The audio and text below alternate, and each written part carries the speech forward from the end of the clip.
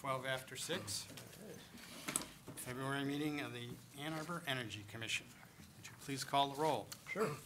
Councilmember Hayner. Here. Councilmember Eaton. Here. Commissioner Mirsky. Here.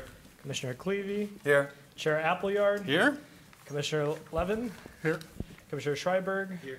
Commissioner Colvin Garcia. Here. Commissioner Zucker. Here. I'll call for a motion to approve the agenda. Does anyone have anything that they would like to change on the agenda? So moved. Second. All in favor? Aye. Approved. Approval of the minutes. We have the minutes from the January meeting. Does anyone have a problem with that? If there are no changes, I'll ask for a motion to approve. I move to approve the I'll minutes. second. I'm sorry. All in favor? Aye. Aye. Opposed? It passes. On to public input. Anyone in the audience can come up and speak for up to 3 minutes on something that has to do with energy. Please state your name before you begin.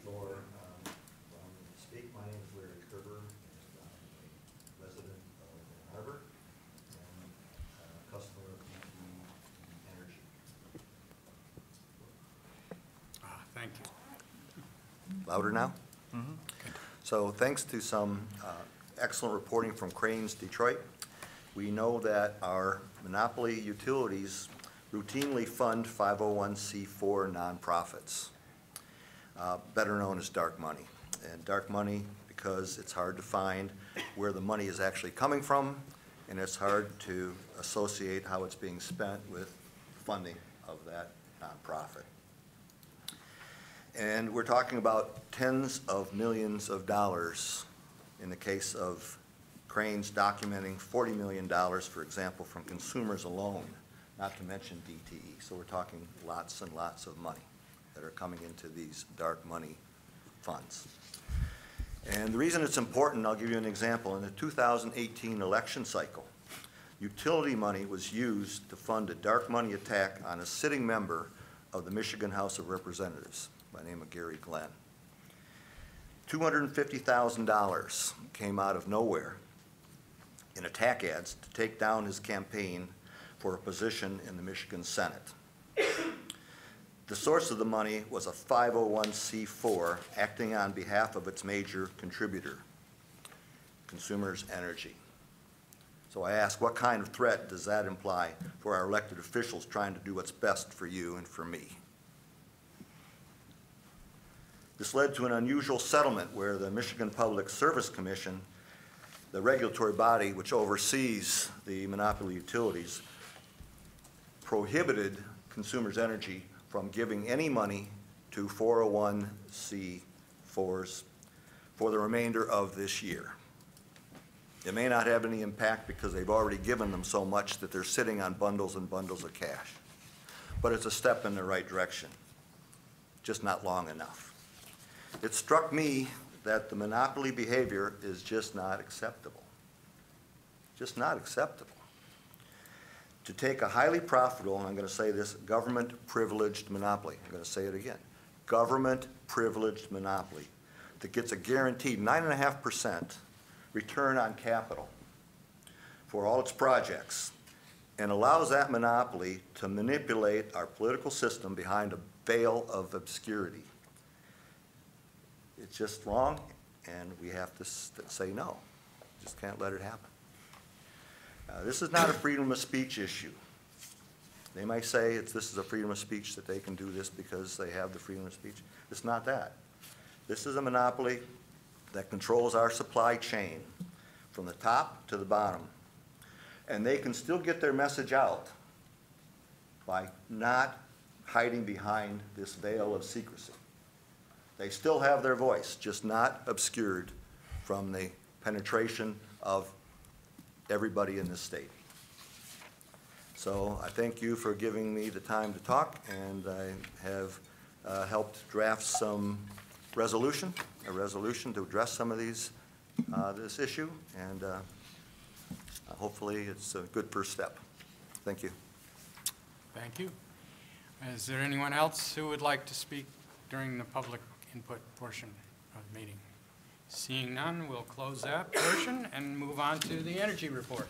Yeah, so some good, exciting events coming up. We have the 17th WEGI lecture at Hill Auditorium on March 14th at 5 p.m. The topic's about climate action in 2019 and beyond. We also have some great news internally with a STEAM school that was awarded the Sustainability Ann Arbor Together grant for solar power curriculum. Would you like to talk a little bit about that, Carmen? Yes, I'm very grateful for this entire opportunity. And the basic, just to give you an idea what the rollout's going to be. Between this school year and next school year, there'll be 2 phases. The first phase pilot and then the second phase pilot, with an idea to roll out the final curriculum in the school year 2020. So that's the preliminary plan right now. And it looks like we're just basically, we just got the grant, we're organizing next steps, and moving ahead. So thank you very much. Yeah. For what grades is the curriculum? The curriculum is for grades kindergarten through 8th grade. Wow. And it's a hands-on, project-based solar power curriculum that is designed to incorporate the next generation science standards. And there's no curriculum like this that exists at this point in time. So it's sequential. Like every single school year, the students will have successive ratcheted learning opportunity that's based on a driving question. And they'll have hands-on interactive opportunity to learn about generating solar power. I think we're all very excited to see how Yeah. the program develops. That's great. Kind of related to that, some internal news. We do have currently 3 different student groups that are working on different projects for the Office of Sustainability. The projects range from time of marketing to resilience hubs. Other news, we also have, we've been making some progress as far as basically looking for volunteers to put solar on fire station number 6. So as we progress, we're looking for community members who'd be interested in helping us to install solar panels on the fire station, as well as commissioners. Keep everyone up to date on that. And that's pretty much all I had on my end. Can I make one more comment on the WEGI lecture? Yes, The speaker is going to be a woman from Costa Rica, Cristina Figueres, I think her name is. And she's widely regarded as the architect of the Paris Accord. So it's really a distinguished speaker. It's going to be at Hill Auditorium. And if you're interested in going, you're supposed to, but I don't know if it's really required, that you register online. So if you're interested, look into it, and if you want to go, then I would recommend you register to make sure you get a seat. Is there a sustainability forum? 14. Yep. Yes, there is. Yes, there is. So we also have a sustainability forum that's coming up next Thursday. It'll be at the downtown public library. The subject was adapting to climate change. Great. And who are Other the- energy news? I was just wondering who the guests and speakers are for that one. Lisa, do you know who the guests and speakers are? I'm speaking. Beth Gibbons is speaking, and then Jen Lawson. So we're going to kind of straddle national. Great, thanks. Other energy news? If not, we'll move on to a budget presentation. I know, it's very shocking that I am not Howard Lazarus, and so I need to apologize for that. Howard had an unexpected conflict that did not allow him to attend, so he sends his apologies. And I'm going to try to give you this presentation in the way that he would, but I just don't think I'm going to be capable of that. So you're going to have some Missy Flair on it. The genesis of this one is thank you for creating, I guess before I get into the genesis, thank you for creating time and space to have this conversation. We are in the budget process as a city, and one of the things that we wanted to do was not wait and bring a fully baked budget to you after it's kind of cleared the process, but still get impact while it's a little bit more living and fluid.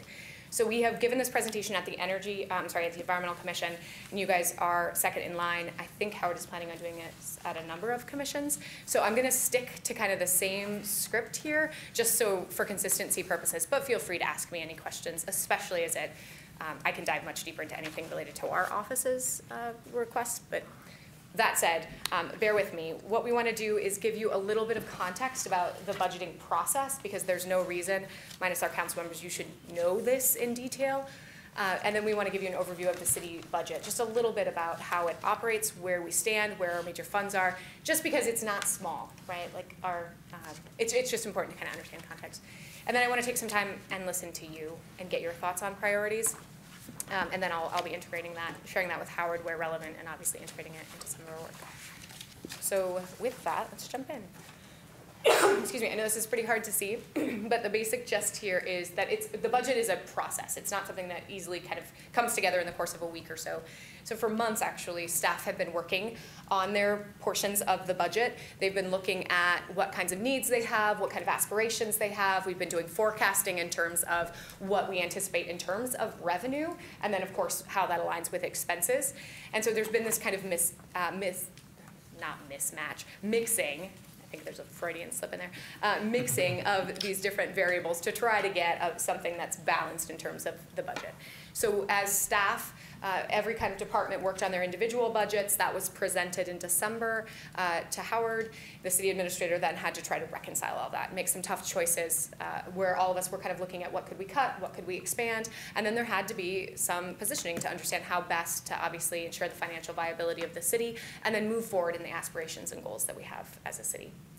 Where we are today is in that second bucket, and that is where we're presenting kind of through working sessions to council the different buckets. So last night was the first one where we started with the general fund, and it's kind of an overview of here's what we think, and here are some kind of impacts that might come from doing these things, whether it's cutting or whether it's adding to the budget. And we're kind of in that formative stages, getting feedback, making adjustments, and that's going to continue for a number of weeks. So you'll have council meetings, and then you'll have council work sessions on the off weeks where we'll be diving more deeply into the budget, getting feedback, etc. And then in April, there'll be a full budget presentation where the whole package is presented, right? So all of the special funds as well as the general fund, the whole kind of kit and caboodle will be presented, having hopefully taken in some feedback right through the process, what we're hearing from you, what we're hearing from council, et cetera. And then there'll be a public hearing on the budget in May, so a chance obviously for folks to hear about what's in there. Hopefully they're hearing about it in real time as we're going through this process and giving feedback, but we also know that's really hard. So we have a separate kind of public hearing on the budget. And then in May, it's up for council consideration.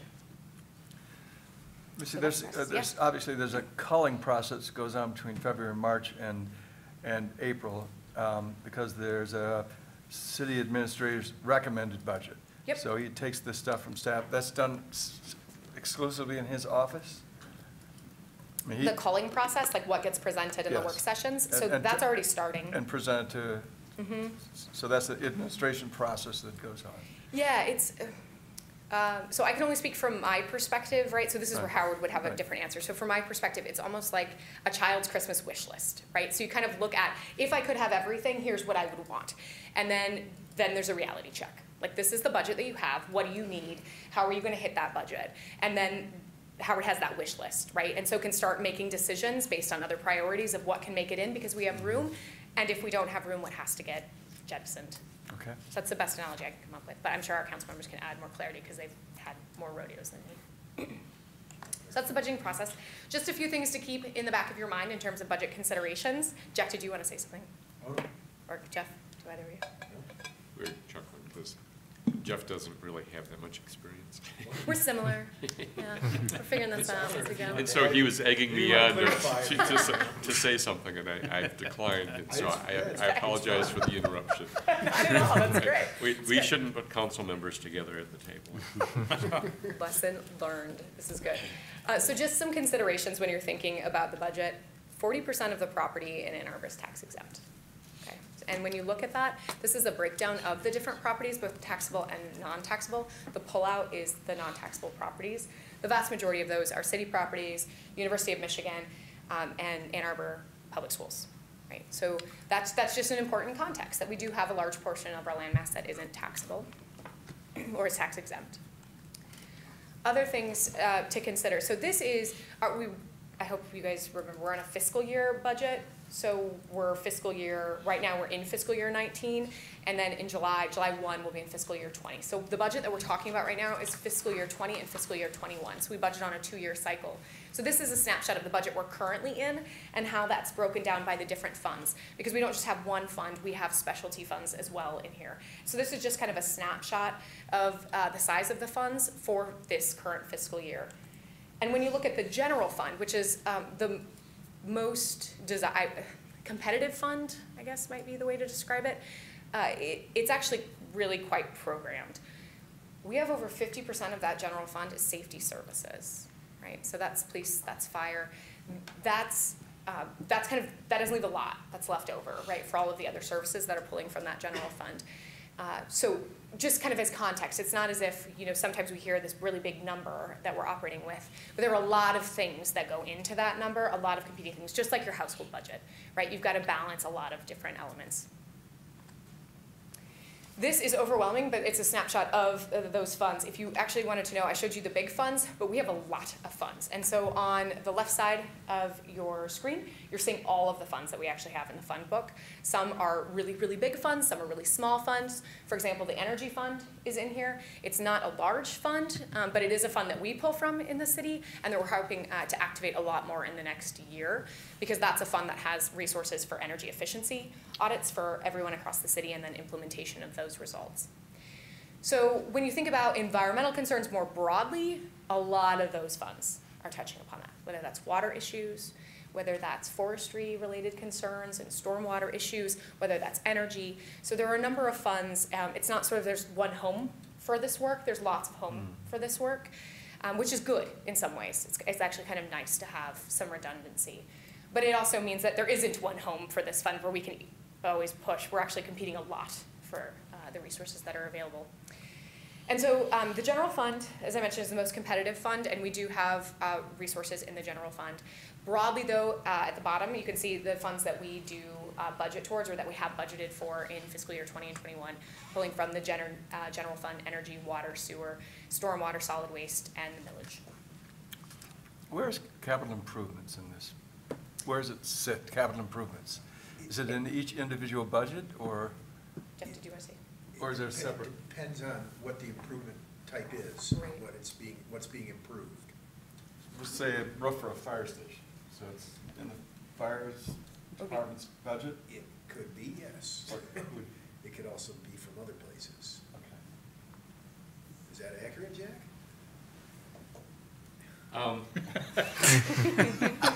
That wasn't on camera, I want you to Well, know. we just had a new thing, there's a new federal It's under the cost sharing shade. with the fire stations. So- That was just approved.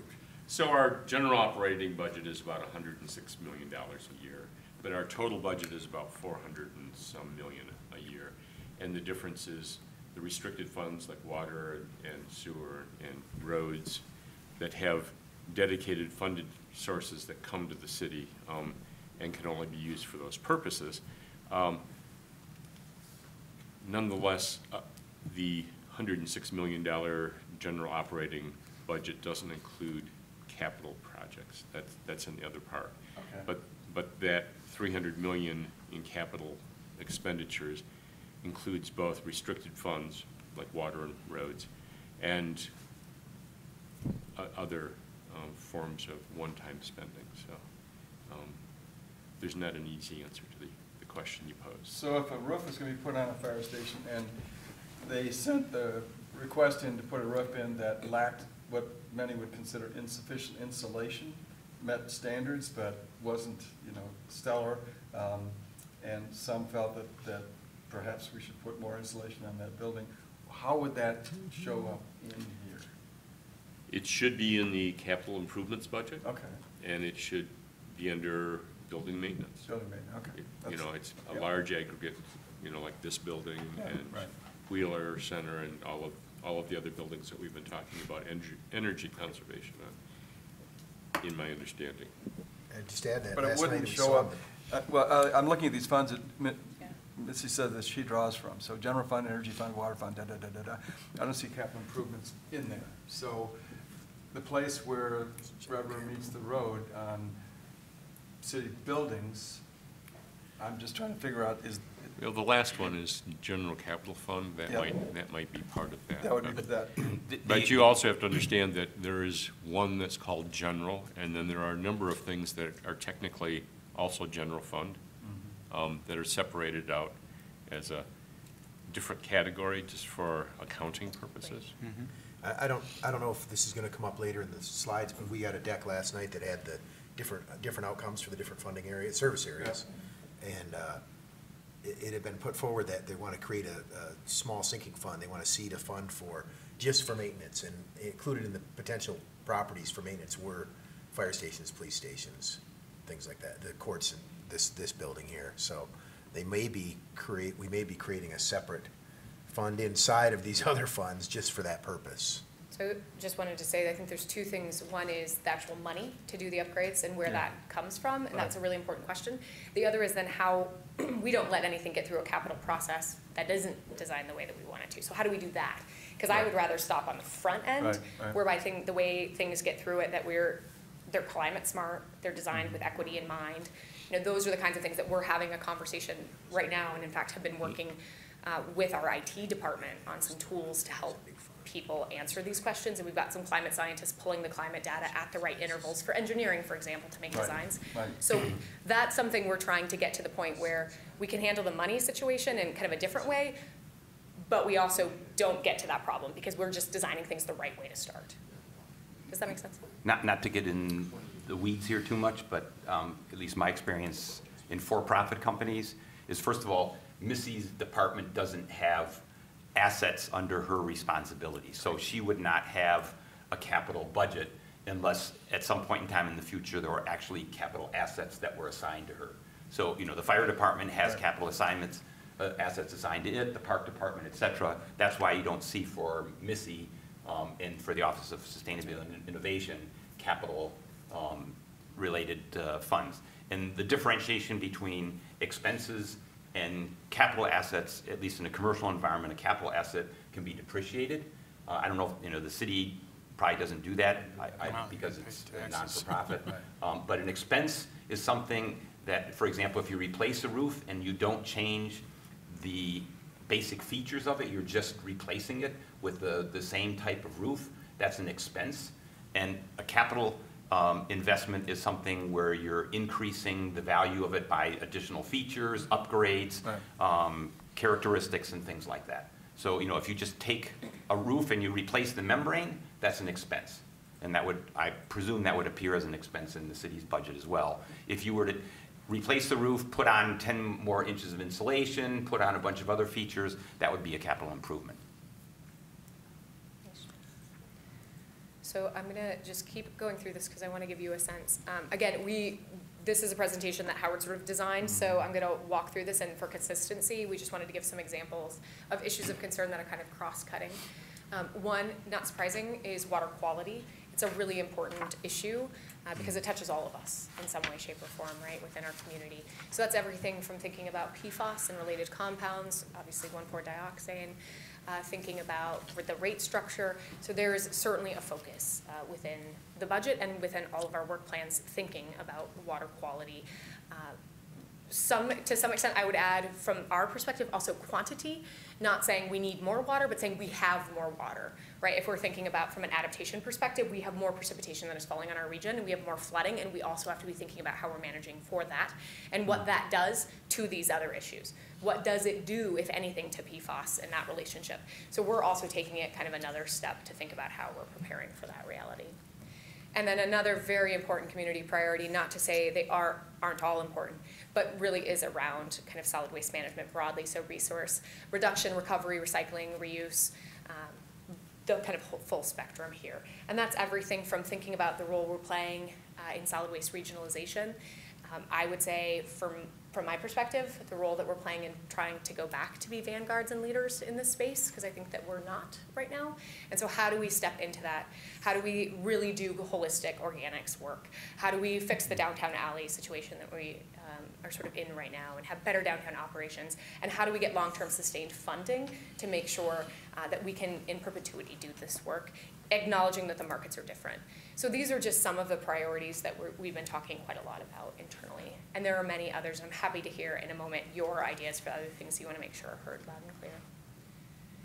And then I just wanted to end with some of the priorities that our office is putting forward.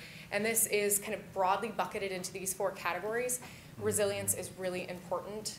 I know that I've said that a few times, but this idea, for me, resilience is how you avoid the unmanageable, how you manage the unavoidable, and how you do all of that through the lens of social equity. And so we are moving forward with the Resilience Hub work. So we have started some of the design, reaching out, in the process of reaching out to different neighborhoods that we might engage with on the co-designing the first Resilience Hub. And then the idea here in the budget is once we co-design it, we actually have to do it. Right? So getting the resources to actually help our neighbors, both in the case of a disaster, but then hopefully, God willing, the other 4,999 days, activating that space in a way that's really valuable to them. That could be through social cohesion, local food production, economic development. I don't know what it looks like because I'm not designing it, right? It's the neighbors that are kind of designing that space. It's also emergency preparedness. We've got to make sure that when a disaster hits, we are ready and we are okay, both like across scales, both as a city, but also as individuals in our homes. And then flooding preparedness, because it is the largest impact that we face here in our community. Engagement is really, really critical. I've said this a few times, but this really is an all hands on deck issue in terms of what we're dealing with. And so we need to have capacity to be in the community, listening constantly to what people want, what it is they're doing, and then to help meet them where they are in terms of taking action. So that's everything from continuing the Sustaining Ann Arbor Together grant program and really pushing that out a lot more, recognizing great ideas don't just come from City Hall, right? They come from everywhere. And then also really targeted intentional community engagement that cuts across every area of this city. So we might be out thinking we're driving excuse me, through a climate lens, but someone may come at us and really want to talk about water, and that's the lens we're going to talk about, right? That's the gateway to have a broader conversation. So that's really, really important for success in doing what it is we're trying to do. So we want to be really intentional around engagement. And then, of course, energy. Right? So kind of the bread and butter of what you guys are thinking about. We have got to be on 100% renewable energy as quick as possible for this city and as quick as possible for our community. So we're exploring a lot of strategies to do energy efficiency and then to talk about a renewable energy future with any partner that's ready to stand up and work with us. And this cuts across different sectors. So we've intentionally designed programs for our low-income elderly, focusing on aging in place, those that have been late on their energy bills previously, really helping them age in their home by doing some, with partners, doing some aging in place upgrades, but then also doing some energy retrofits, anything we can do to lower those energy bills to help them stay longer. And there's a whole bunch of other things that are sort of within this. Of course, we have to figure out our own internal operations and how we're going to get those off the grid carbon neutral. And I'll say this as fast as possible, right? The science is incredibly clear. And then all of that has to be done transparently and tracking progress. We've got to be accountable for what it is that we're doing and the resources that we're spending, and the public needs to see that it's working or it's not working, and being nimble and changing direction as we need to. So there's work we're working with our IT department.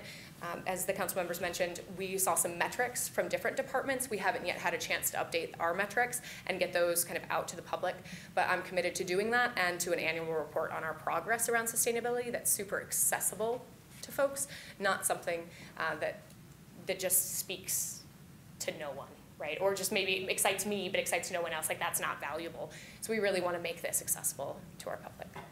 So those are kind of the broad buckets. There are other things for sure, but generally speaking, this is where we're going to try to run pretty hard and fast towards these goals in these areas.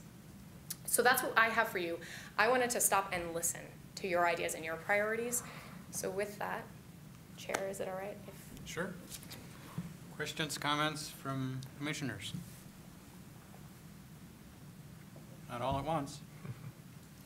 I guess I have a question about this. So this is a 2-year budget, and it gets approved by council. And during that 2-year period, as people go about doing their work, I would think that most of the city will be implementing sort of as business as usual. They can foresee 2 years that radical changes aren't going to happen. In your office, you're looking to make change. You're going to come up, things are going to be coming up all the time. Do you feel that you can come back into this budget and this system and figure out how to change it up according to changed conditions? Serendipity, if nothing else. Can you ask that question slightly differently? Because I think I might have heard something I wanted to So hear. I think most of the city is sort of a business as usual. They know what they're going to spend money on the next 2 years, and God willing, that we're not going to see some major change in police priorities, or the fire's going to, all of a sudden we're going to have more fires and stuff. But your job is to find opportunities, uncovered opportunities for sustainability. So you're going to be coming up with new stuff all the time. Right. And I don't want you, I guess I'm worried that we're going to have to wait 2 years before you can take the things you're learning in the next 2 years and get them into the system. Do you feel that you have a way to take what you're learning and go back into these other programs and places that have budget and doing their job and expect to do things in a very regular way in the next 2 years, and you're going to ask them or say to them, gee, we didn't know about this 2 months ago, but look at this, or do you feel you have a way to do that, I guess? That's a fabulous question. And the answer is maybe, in truth. I think that in some departments, unequivocally, yes. Like, we have a strong enough relationship, and let me just tell you a story about community services. In their impact sheet, they decided they need to replace their fleet, and they were like, we're gonna go 100% EV. That's it. We're gonna do it one time, we're gonna pull the Band-Aid, we're gonna go, and we want it to be all solar powered, and we want you to help design that, and we want carports, and just go. And the Kool-Aid has been drunk, right? Like, they sort of see, and they're ready, and they're gonna put budget on the line, and they have flexibility to do that. Now, whether or not makes it through, I don't know. But that said, we're already there. Like, we're speaking the same language. There'll be tension for sure, but that feels really positive. There are other cases where there's work to be done in terms of a cultural shift to get to that point. I feel like I have the support from on high in terms of city government to do this. There is the commitment from the administrator's office that this is one of the, if not the most important thing that we are working on as a city. So we have to permeate everyone's kind of culture. So I'm sorry that's not a more succinct answer. It really is a maybe and dependent on context. The last thing I would say, though, is it's not an ideal thing to say, but it is truth, that Josh and Emily and Matt did a Herculean job with very little budget for a long time. And we're going to keep fighting no matter what happens, because we just have to. I mean, we just have to. So. Can I chime in on that? I mean, I think what happened with the fiscal 19-year budget is an indication that the process can indeed work. So you came in to an office where there was a budget. You were not a part of defining the budget. You recognized, or you felt, that there were inadequacies in the budget. We discussed that in the Environmental and Energy Commission. We put together with Missy's input, a proposal to increase that budget. It was reviewed multiple times. That request was reduced, but finally council did increase the budget available for the office.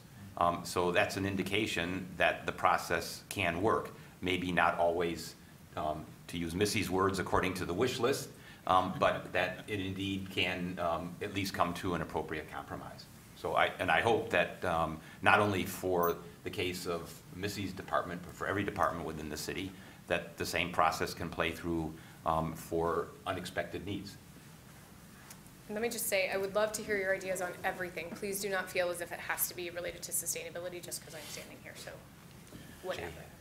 Yep. I had a question about the county millage rebate you mentioned, and I know council had passed a resolution, I think, or whatever, how that was going to be broken up. Does it seem like through the budget process that we're kind of sticking to those percentages, or what's the outlook that you know of? That is a very hard question to answer. I will say what was presented last night to council was adherence to the policy direction council has given. The last policy direction was a 40-40-20 split. There hasn't been a clear resolution directing otherwise, and so that was what was presented. That said, there is also a survey out right now to do a statistically valid random sampling of constituents to understand how they feel that those resources should be spent. And my understanding is that is certainly going to inform how the millage is spent. But for now, with the policy guidance, we've drafted a budget that includes the 40-40-20 split. Is that fair?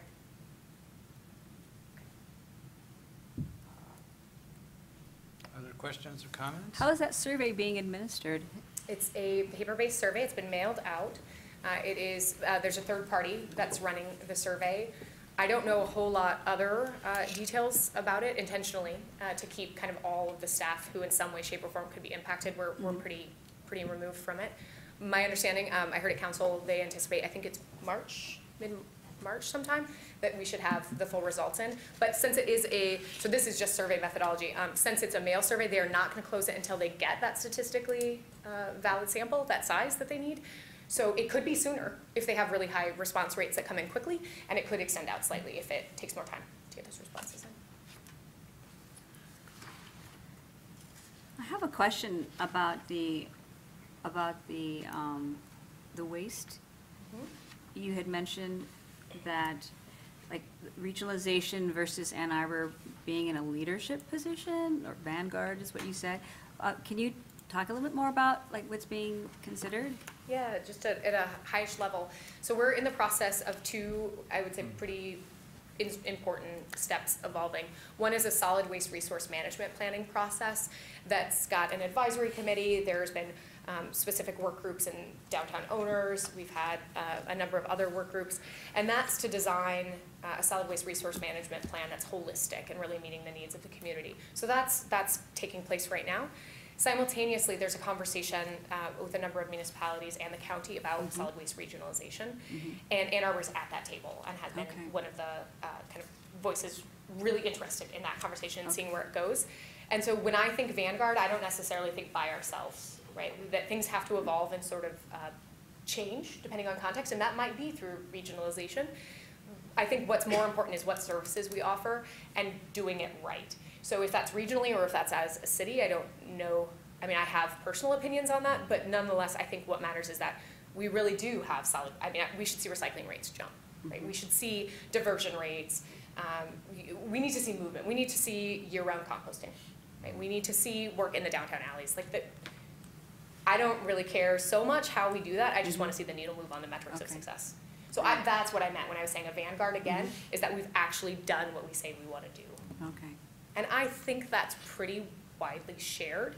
It's figuring out the right instrument and kind of the how to get to that end point. Okay. These are good questions, but do you have something you would like to share that I can give back? No, I've also heard about the interest in the regionalization process. So I was curious about, well, what's the perspective with regards to Ann Arbor, and is it going to develop its own plan and try to, or is it going to be more collaborative, if that's possible, in terms of what's being considered? That's a great question. I'll say that the Environmental Commission at their January meeting passed a resolution formally asking that the City Council sign us up to regionalization. Okay. So it will be coming to City Council, yeah. I mean, just, it is coming forward, and it's coming forward. This idea of regionalization's been going on for a while. And, Western Washtenaw has one already.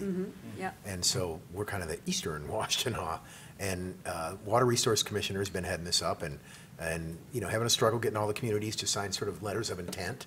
But that's moving forward now. And so we're hoping both these plans kind of come before us, somewhat simultaneously so we can evaluate them. I know that, I'll just speak for myself. The city made a great investment in the MRF facility out there. And we kind of squandered that investment, some would say. And so, I'm interested in making sure that we get the most out of that facility. And I think it's a good starting off point for this conversation. I'm hopeful that we can be in a leadership role when it comes to, Eastern Washtenaw coordinated recycling and trash efforts. And what you said about the downtown alleys and the organics pilots in the downtown areas, that doesn't have any problem getting support on council. That's really very necessary. And in fact, in the budget presentation last night, there was money set aside just to deal with those alleys. And so it's definitely something that's moving forward. Other questions or comments?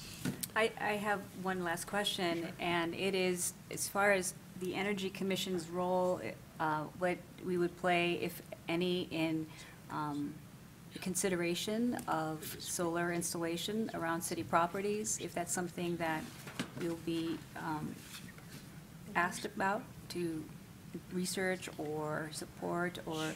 if that's something the city is going to be taking, moving forward on its own. Yeah, we've got a subcommittee, 100% Clean and Renewable Subcommittee, and I think we're leaning pretty heavily on that committee. Anyone is welcome to join that to help us with recommendations on where we should prioritize. As I think, well, Josh mentioned this, but Commissioner Clevey has been instrumental in really pushing us towards volunteer solar labor, which, as you may recall from Dave Strensky's presentation, actually drives down the cost. So we've selected Fire Station to pilot that, just because the situation and the context was right, and it's, you know, it just aligns with a lot of community values around preparedness too, but that was more circumstantial. So yes, we're gonna be leaning pretty heavily on the 100% clean and renewable, and if you would like to be a part of that, we would like to have you. Other comments and questions? I have some general comments. I think, you know, you're in front of the Energy Commission, so you generally know where our interests lie. But more generally is feedback to the administrator and also to the council members that are here. I took a look at the materials for the December and the February meeting, and they're very interesting and illuminating. Encourage others to take a peek if you have the time or the interest. Just some reactions to that, and also to a comment that you made earlier about the budgeting process and how things are culled from the process. You know, you mentioned that you sort of start out with a wish list, and I would say, as someone that submitted budgets before and reviewed budgets, and also as a taxpayer, what I hope the attitude is of the department heads going in is what is necessary for my budget to achieve my goals and targets. And not only does that include additions, but also where is it possible to reduce my budget if I really don't need that amount of money, based on the performance of my department or changing conditions. So it's not just additions, but also proposals where the budget can be cut. And from what I could see of some of the submissions, it looked like that was actually done by a number of the departments, which is reassuring. The one thing that I would add on top of that, from what I saw, some of the budget requests were juxtaposed against some of the strategic goals of the city, number 1, 2, 3, 4, 5, 6, 7. There were various columns. And to me, what would make a lot more sense if I were looking at them as someone who's preparing them, reviewing them in the case of the administrator, or looking at them in the case of council, is how does the budget request align with my KPIs? So, you know, I have certain key performance indicators that align with those strategic goals, and they should reflect my progress against those, whether it's an outcome or whether it's a service. And if I'm asking for more money, then I should be able to say, I need more money because, or resources, let's say in general, can also be headcount, because I'm not meeting my goals and targets.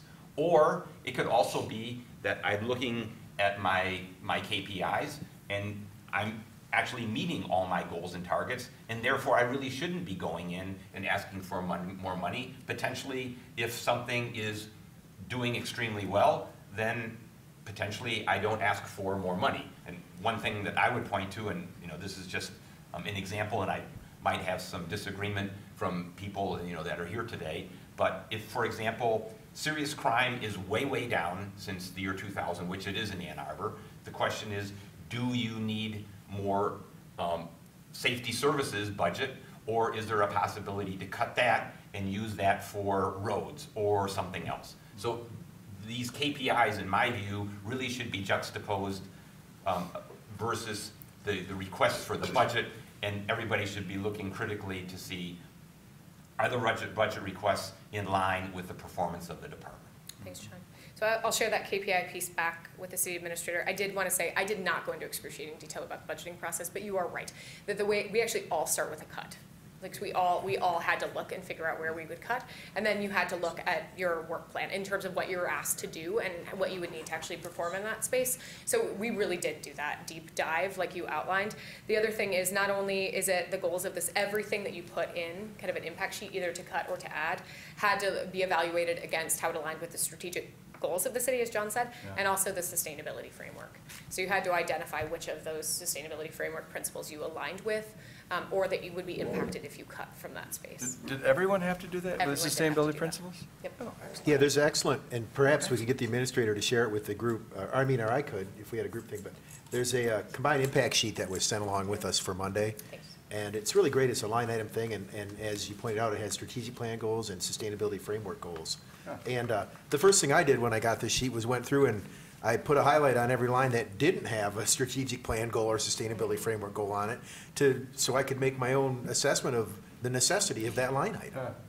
And so we're really going through it, and we're really looking for the input from all the commissions and residents and everything. And when they get a look at that, and you see, oh, they want so much for this, so much for that. What's the cost to the budget?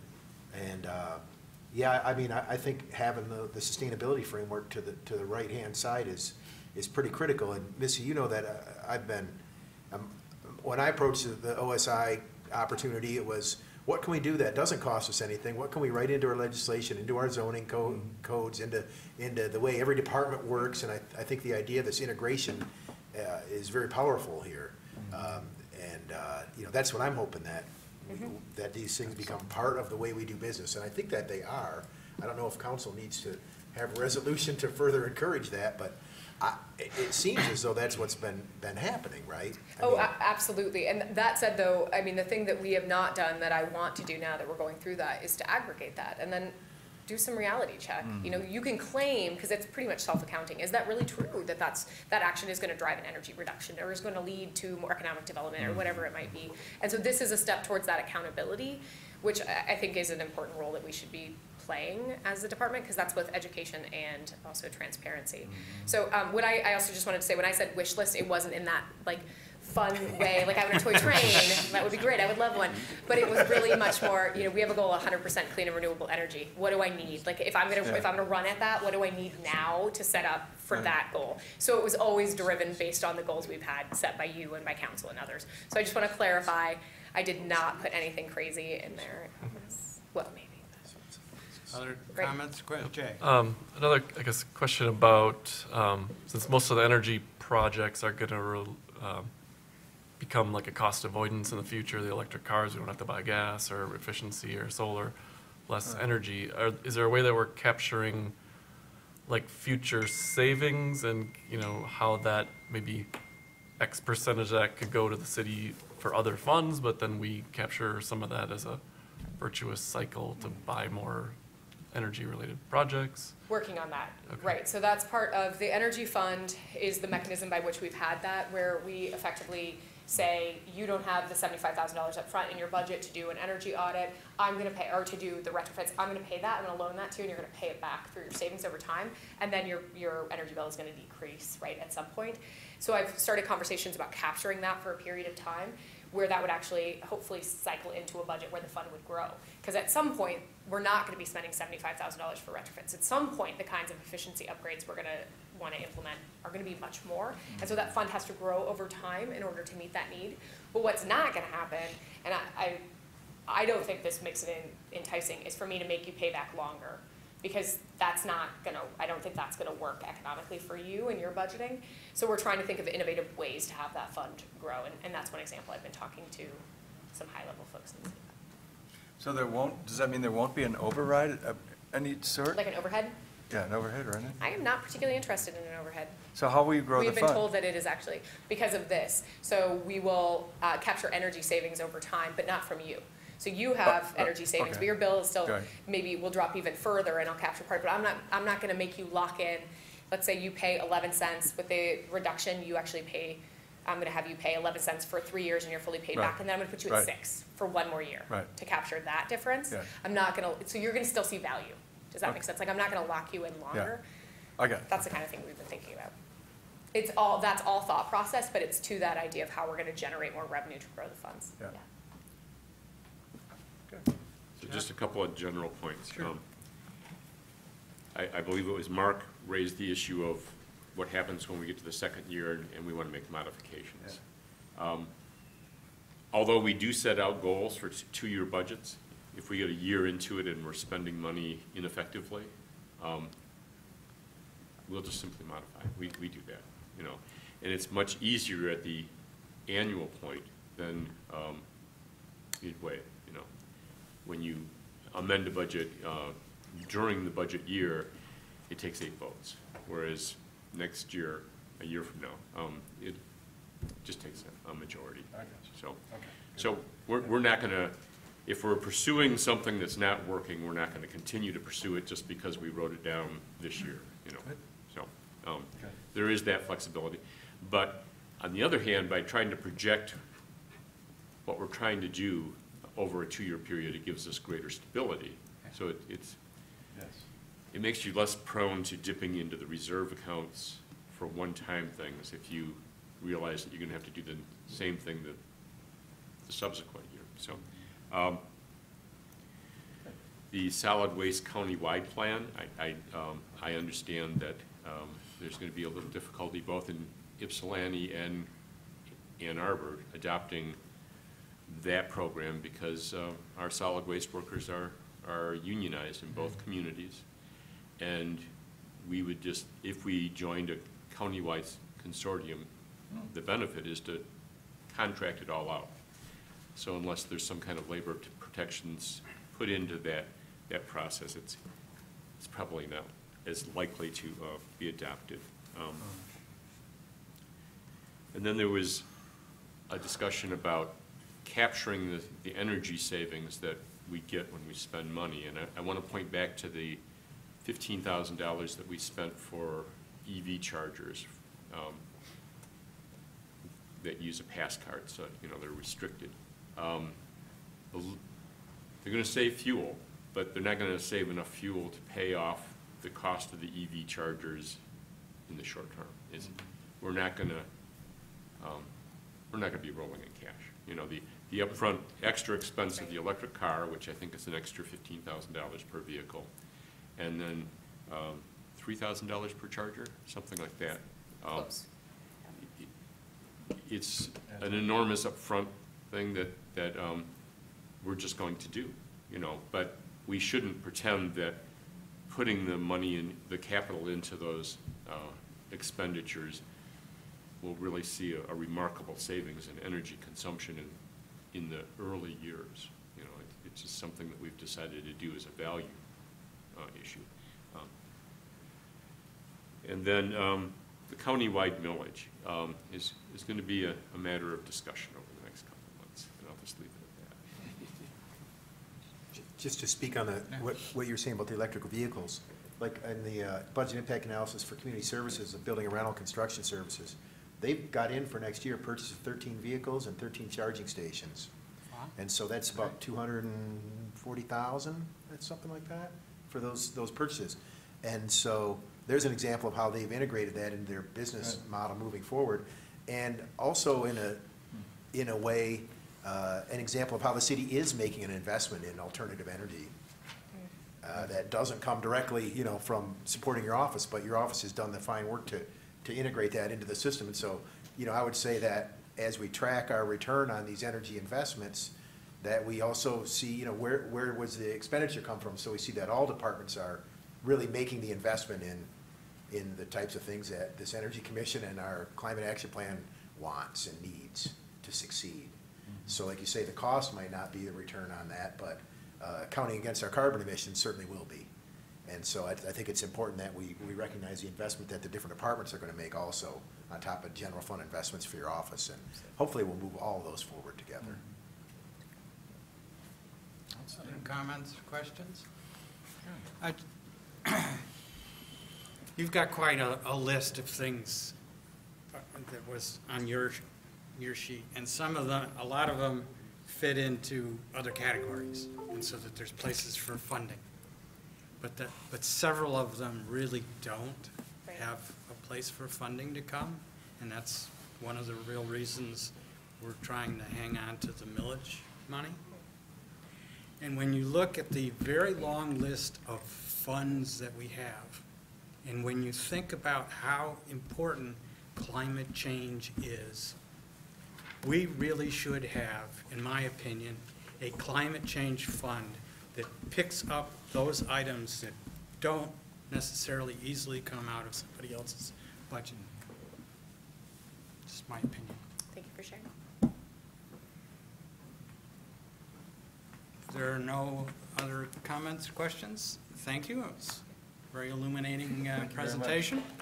Appreciate you coming this evening and sharing it with us. Next on the agenda. Approving bylaws. So if you guys remember. Now to the real interesting stuff. Yeah, the riveting bylaws. If you guys remember from last summer, we had taken a look at the bylaws. We worked a little bit with Chris Frost, attorney we have here at the city, to kind of finalize these bylaws. And we weren't quite sure what the next steps for the commissions were, so we never quite approved them. But I think it's time to possibly revisit the bylaws. I did go ahead and print out, it's kind of a rush printing, but print out the very first, the original founding document for the Energy Commission for kind of a point of comparison, as well as, and this is the latest copy, so last summer when we were working on this, this is the latest copy that we had for what we were working on from last year. So those are the two documents, two bylaw documents. Are these for consideration under an up or down vote, or what are we actually doing this evening? Yeah, I think that there was, it was expressed to me that there was a little bit of urgency as far as approving them, because other commissions have already done so, and we were a bit in limbo, but I think at this point, it's pretty clear that the Energy Commission will continue to run as it is. So I think that's kind of the direction I was given. So I'm a little, unfortunately, what you printed out was the document that created the commission, not the old commission bylaws. Okay. The old bylaws or the new ones? Well, I had asked for, because. You wanted the old ones too? Because the old ones, I believe, said that there were going to be 2 members of the commission from council, and we were also just wanting to see whether there was anything about whether they were voting members or not. And so we don't have that to refer to, which is a little unfortunate. And I'm to blame, I didn't bring my copy. So we could pass these contingent on a modification that says, you know, that it would be 11 members plus 2 voting appointments from the city council. And that way, they can modify them and approve, move forward on our bylaws without having to go around again. Yeah, Right. and I think that's probably a minor point. I don't know. My understanding was more or less Josh's from the last sets of meetings, is that basically this was an up or down vote. And Yeah. if it was an up or down vote as is, I would sort of echo Mark's point that what I would advocate for is that we approve these so that we actually have something.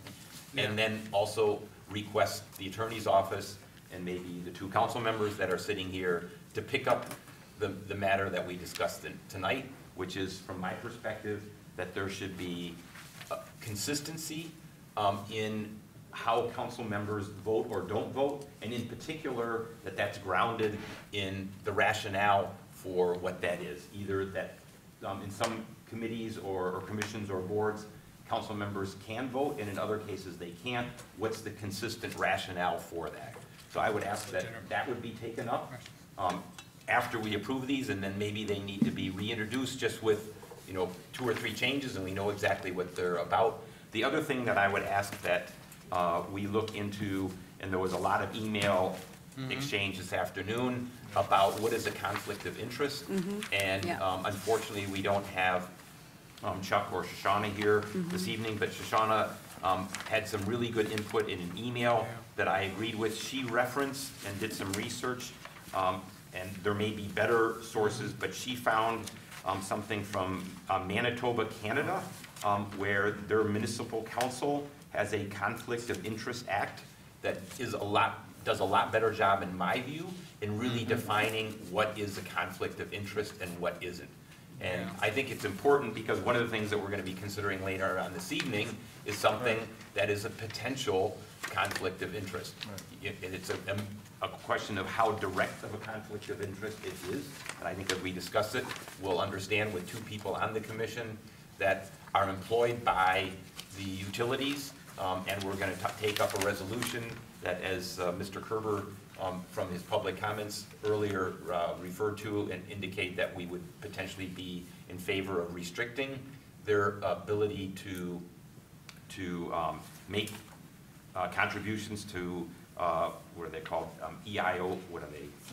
501c4s. 501c4s, or otherwise known as, what's the other known, EIOUs. I think in cases like this, either in this case or ones going forward, whether it's in a board or commission or even in council, that a more detailed discussion or definition, I should say, really, of conflict of interest is warranted.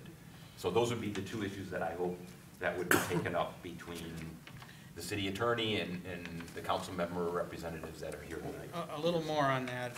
It's interesting.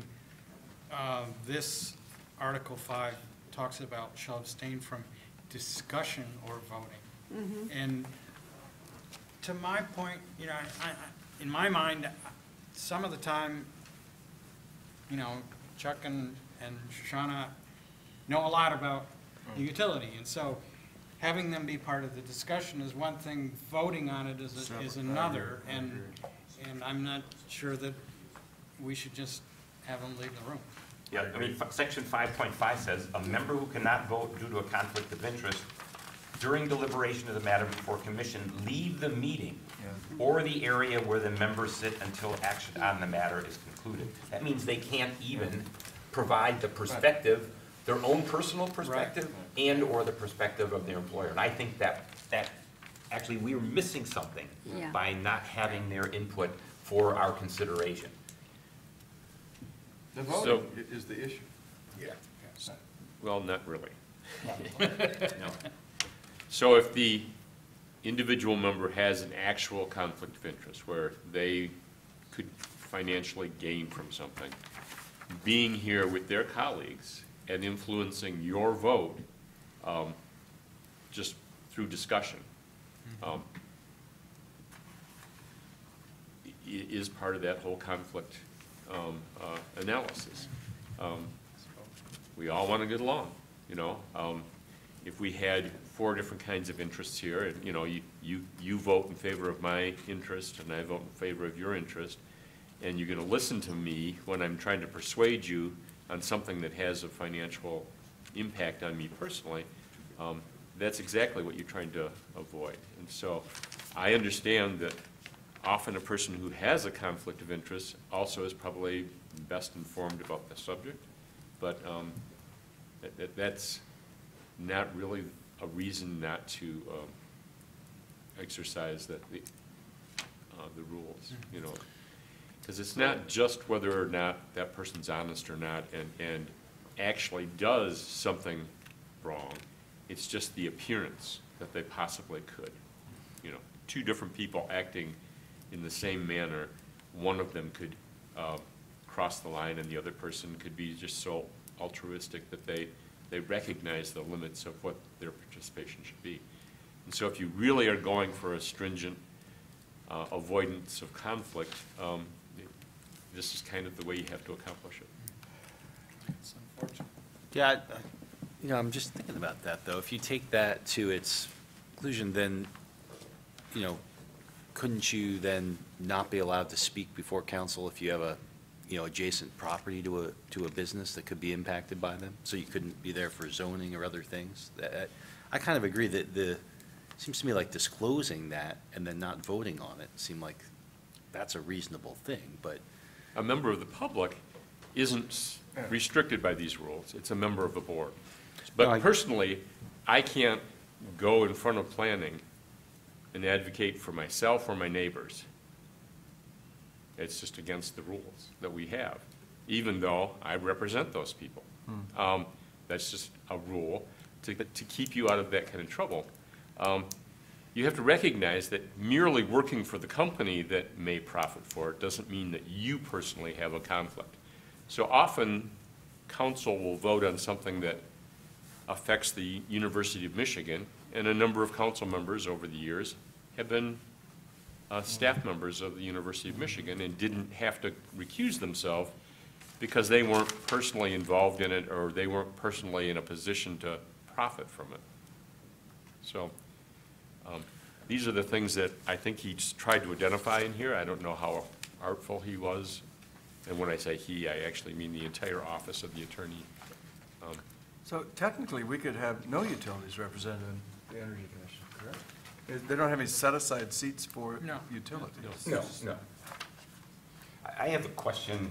Thanks for your insights, and your legal background is helpful in this regard. So let's say, take a specific example in the past. Mark, I'm going to put you on the spot. We've considered and voted on resolutions related to property taxes on solar installations.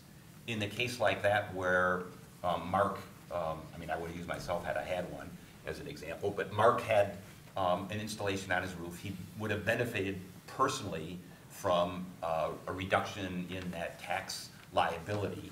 Should he have recused himself from a vote like that? It's a good question. And because it's so generally applicable, you know, you didn't vote to grant that benefit just to Mark. Correct. You know, it was generally applicable, and it encompassed anybody who here has or plans to get solar panels. So I would tend towards the answer no, that he wouldn't have had to recuse himself. But in a perfect world, you do raise those issues. You say, well, you know, I would benefit from this, and if you want me to recuse myself, I'll walk away from the table. Which But is what I did, by the way. That's what's also been suggested by the city attorney in city council cases, that Right. the council member has to ask to be recused, and the body has to vote to allow that recusal. I think that's in here too. And yeah, as it's mentioned in here. So the idea that, I mean, these things are coming from a somewhat long ago council resolution to organize all the bylaws to be consistent with each Right. other. And so we've seen, this is the third or fourth one I've seen Yeah. come up. And do they all have this parallel language? I mean, the conflict of interest, yeah. yeah, I mean, is this section exactly the same as in the bylaws? I'd have to go one-to-one, but I think But that- I very think that's much, the idea. very much. That's Yeah. that's the goal. And then on some boards and commissions, it seems hard to conceive of a potential conflict. But nonetheless, for uniformity's sake, they're including them in all of it. And because, you know, people who sit on this commission actually work in the industry, you know, whether it be on the solar side or on the pollution side, that you probably have to pay more attention to these rules than some other commissions. But unless it's going to personally and particularly benefit you, I would think that typically you would be allowed to participate and vote.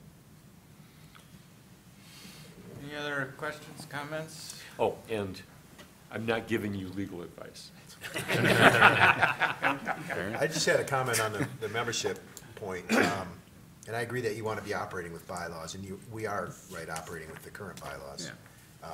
That, I mean, I think it would be straightforward for Article 441 to decide, somebody would decide and move that, you know, where it says, the commission shall consist of 11 voting members Right. appointed by the mayor, approved by city council, comma, and 2 voting or non-voting, you know, members appointed and approved by city council. Right. And so I think that needs to be appended somehow to, if you'd like us to continue to join you. Yeah. We just have to, you have to decide. I appreciate what you're saying. I never understood why there was a ex officio operations, like on Parks Advisory Commission, I understand, and I sit on there, Julie and I sit on there, Councilwoman Grant, and we don't get to vote. And I assumed that was because it was a Parks Advisory Commission, just like this was formed as an Energy Advisory Commission. And so we're asking for the advice of the knowledgeable public that makes up this body, not our advice. You know, we're the ones that are receiving the advice. And so that's why I thought. Maybe But that's the you- rationale. I'm not sure, though. I'd really have to look deeper into that, but that's all I could come up with when I was looking at this earlier, so. And neither way offends me. Yeah. Because, Yeah. you know, if you're trying to build a quorum so you can start your meeting in time, I wouldn't mind being a voting member assist. But on the other hand, ultimately, anything that you send to council, I will have a vote on. And Right. so, it doesn't matter whether I have a vote here or not. Yeah. I get to participate in that final debate. And so, I'm satisfied to be here and try to give you a heads up as to how something might be received at council. And Okay. So, Well, that's Jack, valuable. you said a number of times you were, some of the ways we have sent stuff to the council before wasn't, in your terms, as actionable as it could have been. When we've gone, I know John has, and I've gone back and forth with you on that, so how do we tighten it up? How do we make sure that what we send on is gonna have, you know, some impact? I would think your being forced to vote on something would be a good thing, and then it would give us the discipline to do this. I'm gonna say the same thing whether I have a vote or not. I'm not shy. I mean, what I wanna stop doing is proclaiming good intentions. Yeah, no, we And all- start, yeah, right. Asking the council to do specific things that have measurable goals. And ask staff to identify how much our intentions are gonna cost within the next budgetary timeframe, you know. I think it was the Environmental Commission that sent a resolution to council, reiterating their best intentions that they had stated a couple of years earlier that hadn't been acted on, without any suggestion as to how council enact those Right. intentions. And that's, you know, that's the problem I have, is let's describe what we want, ask staff to identify how much that's gonna cost, so that we can take it to council and seek the program and the money to fund it.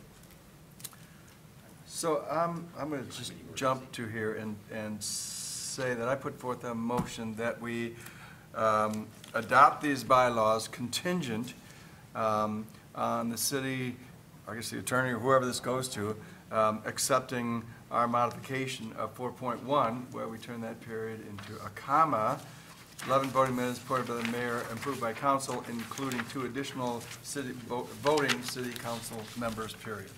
And that we vote this up or down, and we pass it, and if they accept that sentence, then they got a new set of bylaws. If they don't, then we can do one more round and vote on them next time. But I think that clarifies it. Okay. I put forth that motion. Is there a second? Second for discussion purposes, yes. Discussion. I don't know if we can do that, because it's not just the bylaws that would have to be amended, it's also, I think, the original resolution, right? Which Josh passed out, which says that No. it's comprised only, shall have 11 members, shall be appointed by the mayor. But I think, from my understanding, the bylaws Supersede this. supersede, yeah. Supersede this. Yeah. Yeah. Ah, okay. Yeah. This is So just this would be the yeah, most created- up-to-date document Right. that we'd be Ah, okay. operating under. Right. Yeah. Yeah, the body that Mo- held this most- dissolved. Most especially because it's not inconsistent. Right. It's Right. something in addition. Correct.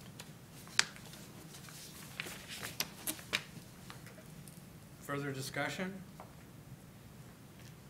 The only other thing is that I'd recommend again that if there's the potential for improving the language on what is and what is not a conflict of interest, but that can be a continuous improvement action that can be Right. considered a year from now. Yes. Yep. So this is just a minor one, but is it, at the very end, 12.1, is it still called the Sustainability Office? Is that I'm the, sorry, what? Oh, 12.1, who should be the primary provider of administrative support, is it still named the Sustainability Office? no, it's not. called the Office of Sustainability and Innovation. Yeah. Yeah, we can change that. Just That's a minor, priority. Oh, yeah, yeah. minor point. Thank you. Oh, my goodness. Well, it's better than the old one that talked about department that totally hasn't existed for 10 So I'll take that modification as a friendly, Yeah, that's in the original authorization. what do they call this, friendly modification, friendly change? Friendly amendment. Friendly amendment, that sounds good.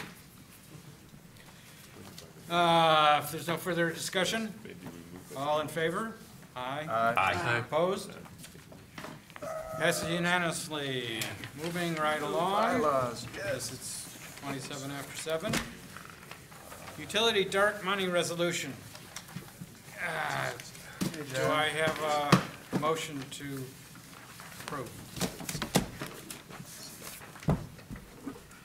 I'd like to move that the draft be considered by the Energy Commission. Do I hear a second? Oh, we have a second. Discussion. So if I can open the discussion, as Please. Mr. Kerber mentioned in his public comments, he approached me about this concern that he had, and he told him, or I told him, that if he were to draft a resolution, that I would take it to the Energy Commission and give his voice a public hearing, so to speak. And what we have in front of us is a first final draft, I would say, of a resolution addressing the concerns that he expressed this evening. And I'd be interested in other commissioners as well as council members' comments on the proposal. The one thing that I would maybe focus on initially, or just put out there for consideration at some point, is the term dark money, because it really doesn't have, I don't think, a legal definition or meaning. And so maybe we just consider striking dark money. It says permanently ending contributions for investor-owned utilities in Michigan. So, that you don't need the dark money adjective, if you will, in there. But that's what I wanted to address in terms of some background information for everybody. I have a comment also on the protected monopoly. I've been corrected numerous times by people in the utility industry that they're not a protected monopoly, they're a regulated utility. I think we could say operate in Michigan as a regulated utility with defined service territories. But I think they take umbrage with protected monopoly status because it's not exact. It's electric choice. There's lots of things that happen in their territories they have no control over. Yeah, I think overall, it's not something I'd support as written for sure, but the notion that the investor-owned utilities should not be making, I would actually broaden this to say political contributions in general. This actually doesn't address, which is a smaller portion but important, which is direct contributions to state lawmakers, which are perfectly legal. And if you look at the state lawmakers and their top contributions, those who are on energy committees, it's usually the utilities are amongst, if not the top. They're often number one and number two. Yeah. And I do think there's a problem that utilities with this protected status are allowed to directly influence that. Of course, it's a problem across the political spectrum. You could say that about every industry in some ways. But it's a particular problem, I think, when you have a regulated utility. I think my own take is that this resolution itself has too many issues probably for us to work on it in this forum right now. I would probably support, or at least support a conversation about what is a statement that we could make that would try and take the political contributions that can be directly against those of us who are forced to use this utility. On there. And so I think there's a broader point to be made, but I think this is, it's worded in a way that I don't think is appropriate. I also raised a question earlier about whether the efficacy of having utilities lobby the legislature, who in turn make rules and hand them to the Public Service Commission and says, here's the rules you use to regulate the utilities.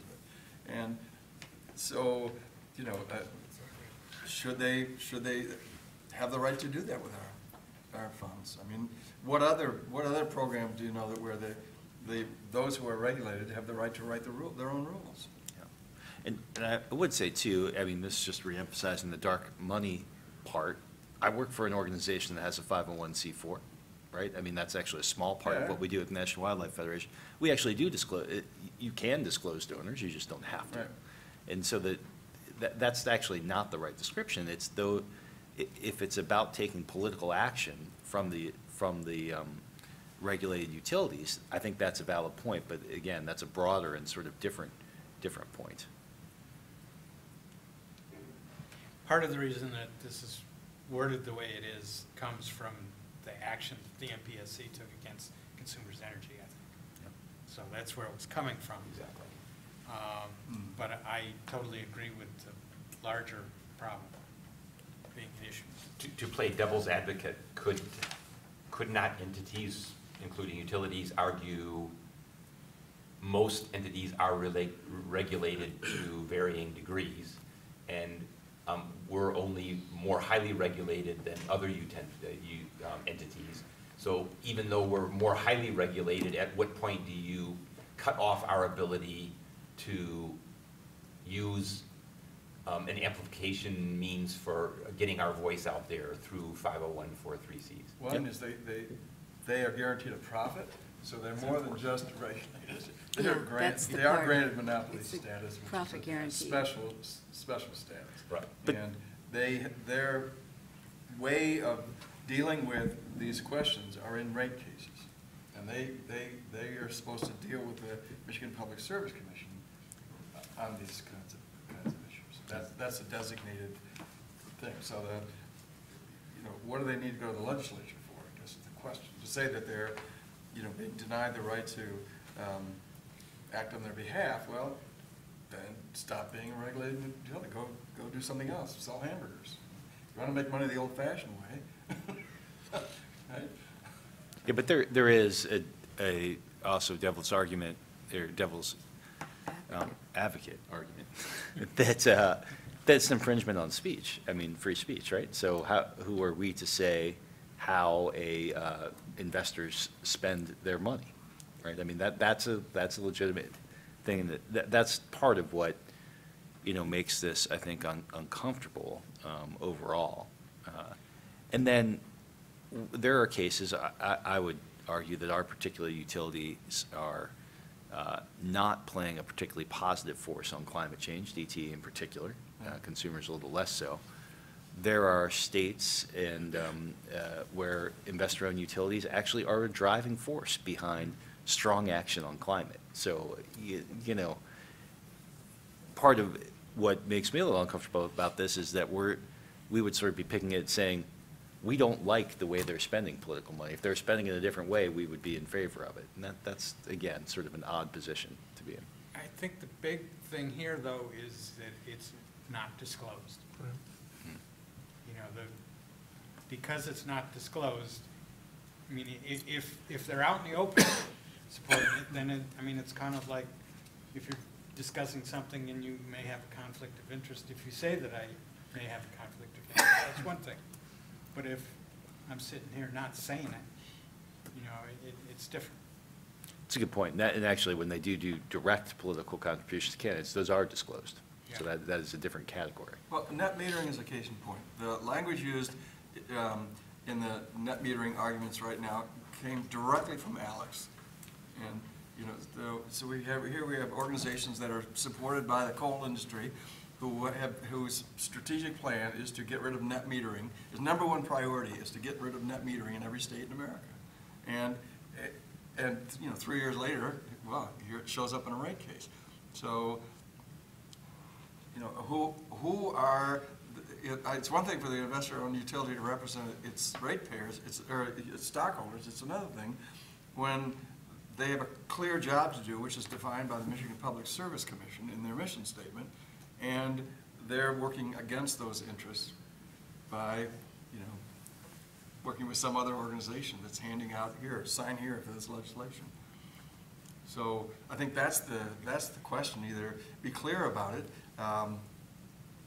or, I mean, what's wrong with the Michigan Public Service Commission's mission?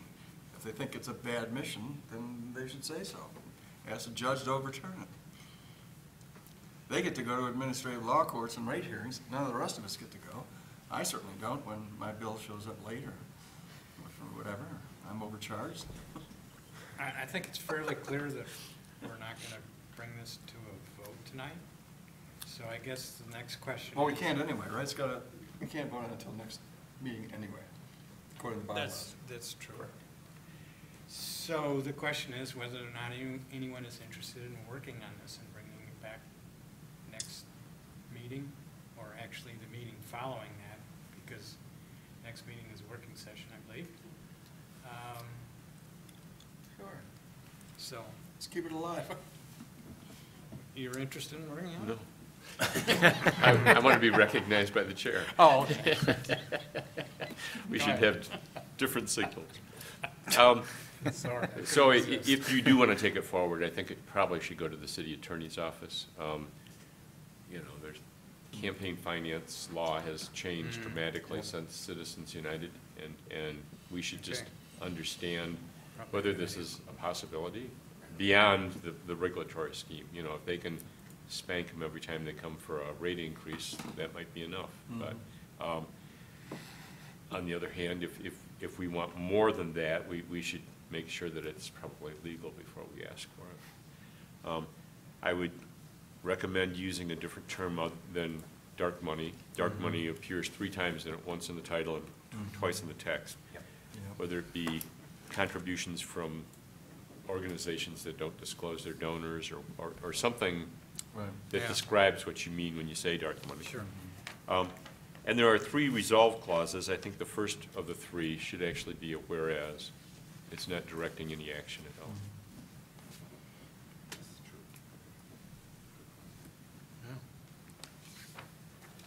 So I'm willing to take this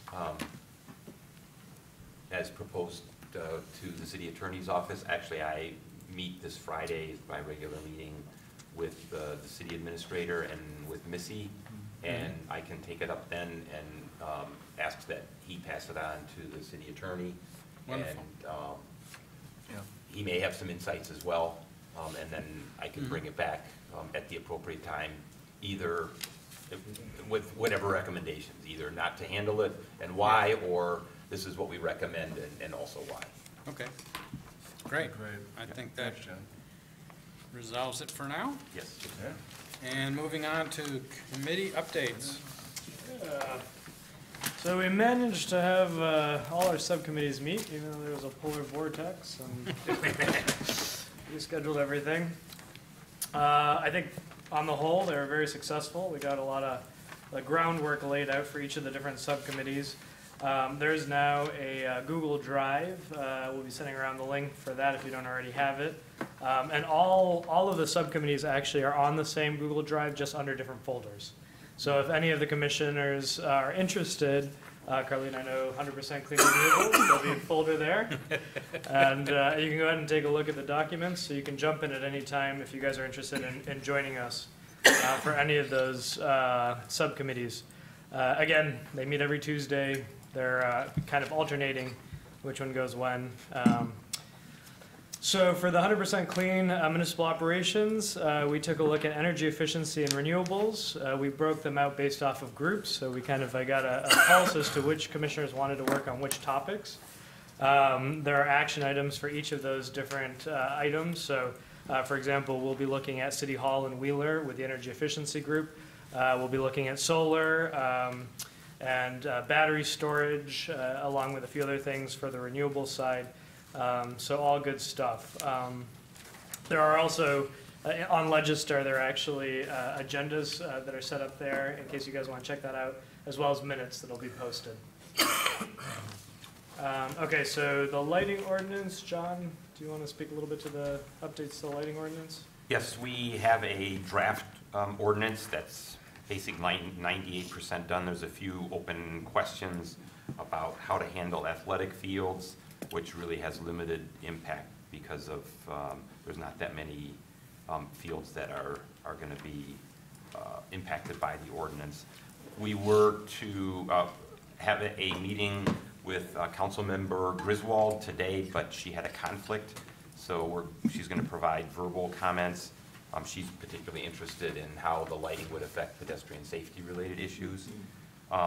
We plan to review the draft with the Planning Commission at its March working session, and then with the historic review, or historic, what's the name of the commission? Historic? The preservation? The Preservation Commission, yeah. On, I think, the next day, or the day after, so middle of March for both of those. Just one point of interest also related to what I talked about with Councilmember Griswold. The ordinance does not apply to street lighting and lighting in the public right-of-way. That's governed by what's called the City Public Services Standards Specifications, or the so-called Orange Book. And we agreed with the Planning Commission that we would first address the ordinance and what ordinances apply to as a first step, and get that through and get a reaction and some feedback on how that's working, and then take a second step and address the Orange Book. So that's by plan, and hopefully this will move forward over the next couple of months where it can get to council by midsummer or late summer. Great.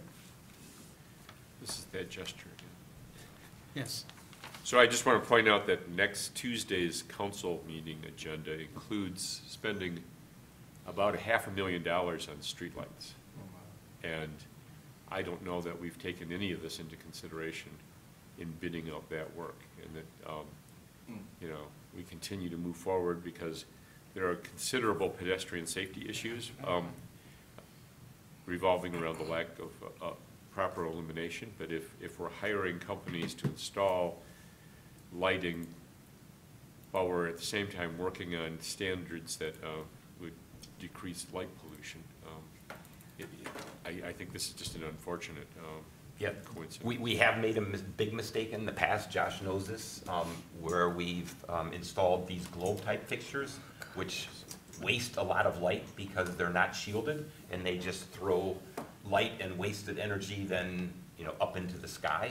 And so what's really important is that the fixtures are what are called fully shielded. And I would recommend that council either put that as a rider on the approval, or maybe defer action on this until that is looked at. But we don't want Well, the bid light specs fixtures haven't that are shining light all over the place like the globes do. You don't have bid specs yet, do you? We are approving a you're contract, which approving a means contract. Oh, I thought you were that talking the about bid this. already went out, Oh, and the bid so already went out. I think on this $500,000, we're probably late.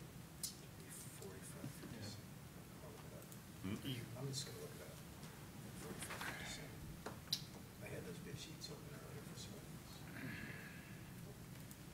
You can always do a change order on a contract. Sure. Yeah. They And the have them contract all hasn't the been time. signed yet, right? It won't be Yeah. signed until you approve it. So it could be amended. I know we don't want to really delay these kinds of things that are important, but Right. also I hope someone is on the ball as to how these things are being placed. Because that's half the battle, is getting them in the right spot so that they're illuminating exactly what you want and not putting glare, for instance, in driver's eyes. Yes. It's glare and light trespass into other properties where you really don't want or need the light, and then the associated waste that's, No, I understand the issue.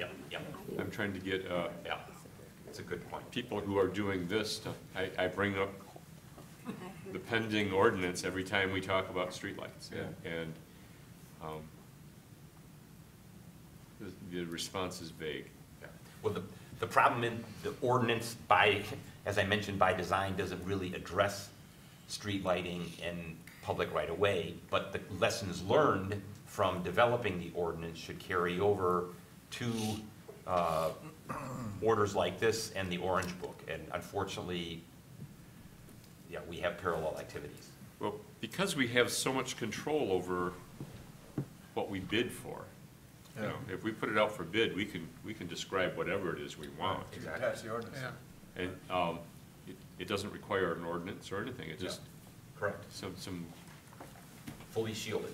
foresight is what I'd say. But Yeah, we're experiencing a massive excess of light on a Taylor and Pontiac Trail where the crosswalk in Carlene and ours neighborhood has been put in. It looks like the spaceship has landed or something. It's insane. And it glares very Oh, dangerously, yeah. the windshield. I almost hit a worse. pedestrian It- who was, The glare is insane, Yeah. and I mean, we have perpetual, the 4 houses there have perpetual daylight basically now. yeah. And so, yeah, we're talking about, please dim and scrim, like when we roll these new crosswalk lights out. And Good. so we'll have to look at this, purchase order, maybe we can pull it out and at least have this conversation Monday or Tuesday rather. And I guess this all comes back to whether or not we've got somebody on staff who's properly trained in order to locate these things properly and size them properly and get them shielded properly so that it goes into that RFP. Yeah, I'll pull that RFP out Tuesday. They love it when we pull stuff out of the consent agenda. but, perhaps our sustainability advisor to the city manager could bring this up during his Friday meeting. Yeah, that's a good point. I will do that, yep. Because I have failed to get his attention. I'll give it the old college try. All right. So we also have the Energy Audit Disclosure Ordinance, also known as time of marketing. We talked about putting up a sample ordinance and working on that as a group. Next meeting we'll be reviewing that. There was also the EV Readiness Ordinance, where we talked a little bit about the scope of the ordinance and some of the parameters, whether that be, affecting multifamily, commercial, residential. To what degree do we want, these locations to be ready for EV chargers? And so there are also on the Google Drive doc some ordinances that are going up as well for subcommittee members to take a look at. Carlene, outreach to schools? The Sustaining Ann Arbor Together grant is we the can- update that we covered already, and that's all I have at this point in time. Yeah, we pretty much covered that. And then John, Environmental Commission? Environmental Commission, so a lot of this has already been covered tonight, so I'll try to keep it brief. First of all, the same budget presentation that Missy made this evening was made by Administrator Lazarus in the Environmental Commission.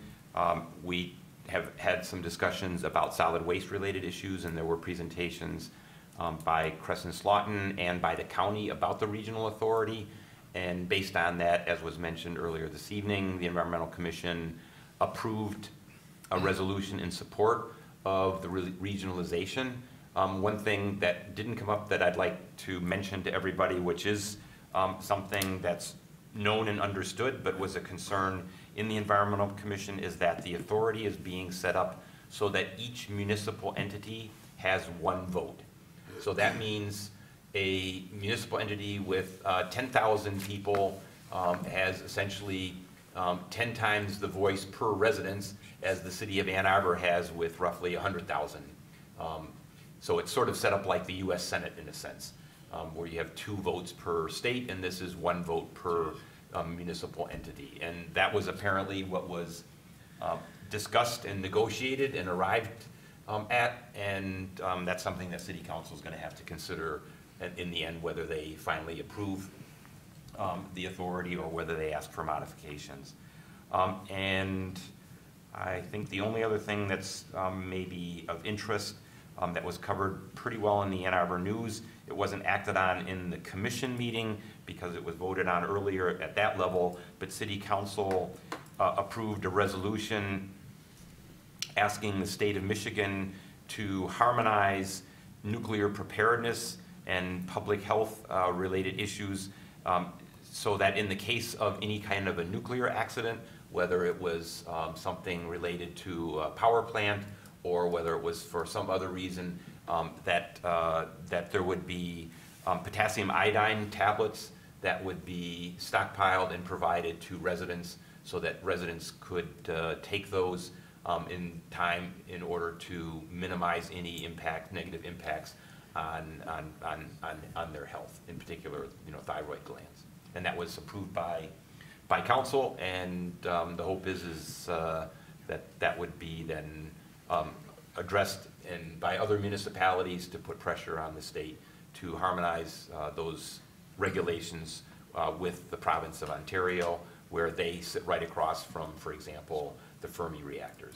Who brought that forward? Where was that coming from? Actually, again, there was someone that approached me and asked, it was actually an ex-EPA employee, and they approached me. I looked at what we're doing in the Environmental Commission. If you look at the sustainability framework, one of the goals related to the Environmental Commission is public health, protective public health. So this really wasn't a statement about nuclear or non-nuclear power generation or anything else. It was only related to a public health concern. So I worked with them on the draft and through the process of introducing it in the Environmental Commission and finally passing it on through Chip and Ann to City Council where it was approved. Right. That's it. Wonderful, thank you. Public input. We still have some public. Any input? Seeing no one rising, we'll close public input for tonight. Items for the next agenda, which is a working session. So, think about what you want to work on. We do have, so Shoshana has asked somebody from DTE to give us updates in the April commission session, so it should be interesting. Josh, you mentioned several meetings back that you're going to be updating our greenhouse gas emissions for 16, 17, and hopefully even 18. Yes. Would that be available to review in the working session, or at least So as it a draft? stands now, we got in touch with our contact at DTE, I think it's probably at the end of last month, and he said they'll probably be able to get us the data by, I think it was February 20th. So possibly, I guess it depends on. What other things you have to do. Yeah. they need their deadline? Right, but if not, then definitely for the April meeting. Okay, great. Great. Any other closing comments, questions? If not, Motion to adjourn? Second. all in favor? Aye. Aye. It's approved and we're adjourned at 5 to 8.